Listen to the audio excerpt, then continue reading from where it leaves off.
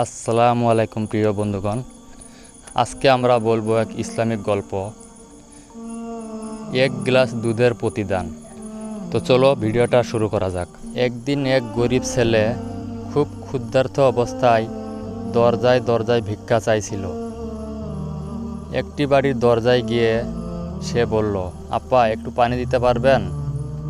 বাড়ির ভদ্র মহিলা বুঝলেন ছেলেটা খুব ক্ষুধার্ত। তিনি পানি না দিয়ে এক গ্লাস দুধ এনে দিলেন।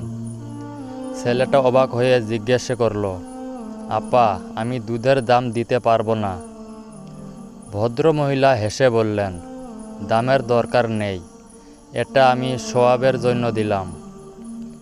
ছেলেটা কৃতজ্ঞ চোখে বলল, আল্লাহ আপনাকে উত্তম প্রতিদান দিক, এবং চলে গেল।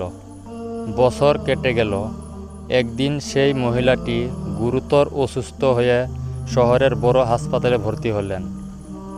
ডাক্তাররা জানালেন বিশেষজ্ঞ ডাক্তার আসবেন আজ। যখন বিশেষজ্ঞ ডাক্তার কক্ষে এলেন, মহিলাটি দেখলেন এ তো সেই ছেলেটা। ডাক্তার নাম দেখে হাসলেন। তিনি ছিলেন ডক্টর হাসান, সেই ছোট ছেলেটা যে একদিন এক গ্লাস দুধ চেয়েছিল। চিকিৎসা শেষ হওয়ার পর হাসপাতালের বিল দেখে মহিলা অবাক হলেন। বিলের নিচে লেখা আছে, এক গ্লাস দুধের প্রতিদান, সম্পূর্ণ প্রতিশোধ। তো বন্ধুগণ, ভিডিওটা কেমন লাগলো কমেন্ট করে জানাবেন। আর এমন ধরনের ভিডিও দেখতে চাইলে আমাদের চ্যানেলটা সাবস্ক্রাইব করে পাশে থাকবেন। আল্লাহ হাফেজ।